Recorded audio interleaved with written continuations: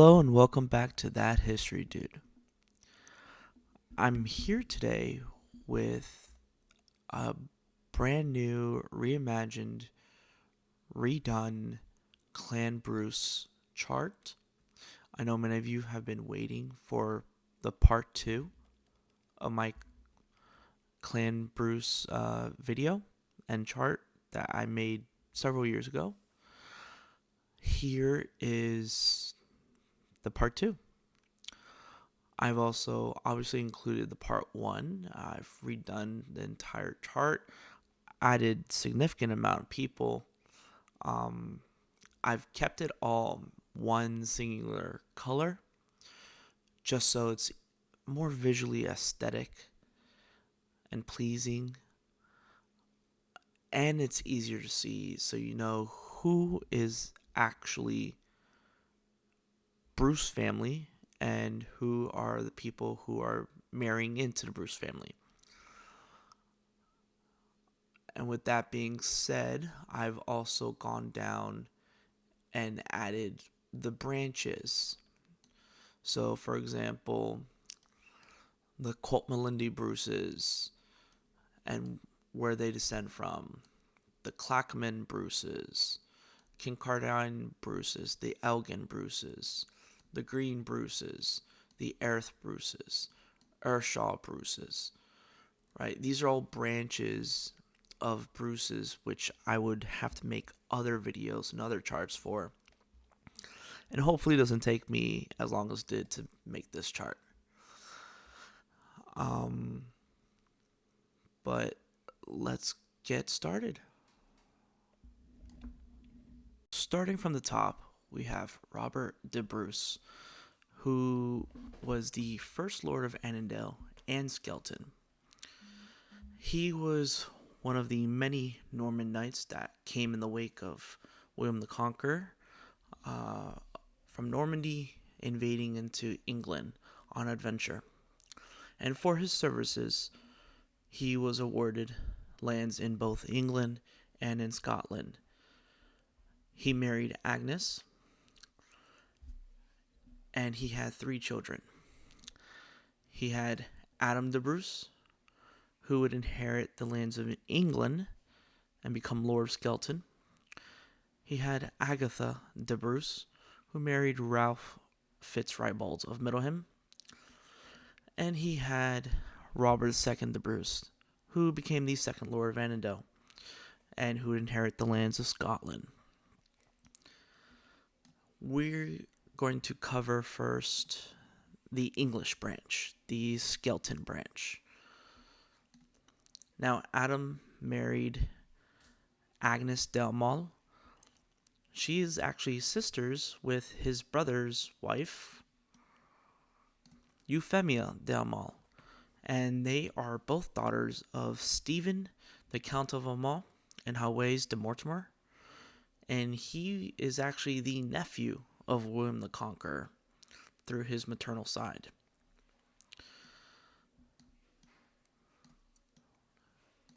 So, together they had a son, Adam II de Bruce, the third Lord of Skelton,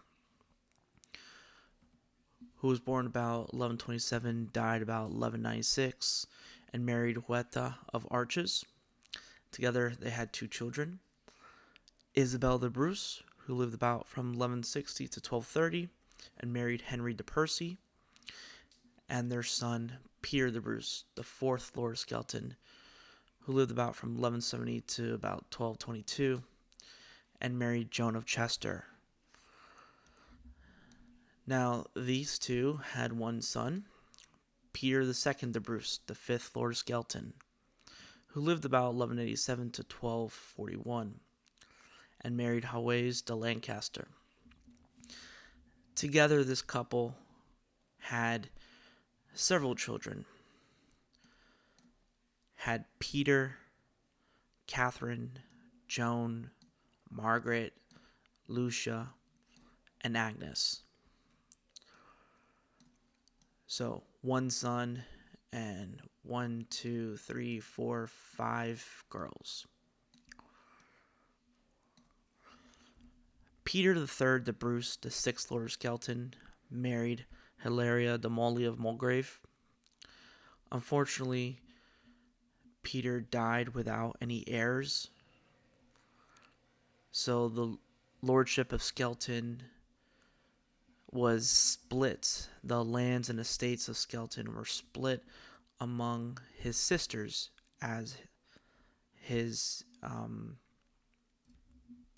heirs. Hilaria had a brother, Peter de Molly, Lord of Mulgrave, who was married to Joan de Bruce. Catherine de Bruce was married to John Balliol of Carleton. And yes, this is the Balliol family that we all know during the Scottish Wars of Independence that the Bruces fought against in Scotland. The Balliols also had an English branch, just like the Bruces did. And apparently so did the Comyns. They had branches of their family set in Scotland and in England.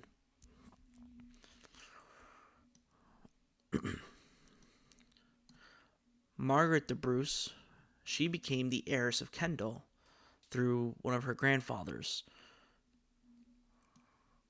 on her maternal side, and married Robert de Ross, Lord of Wark.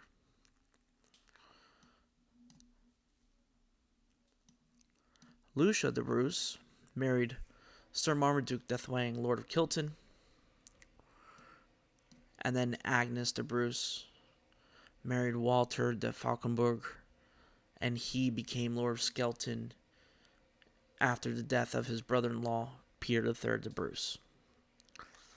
And he died in 1304.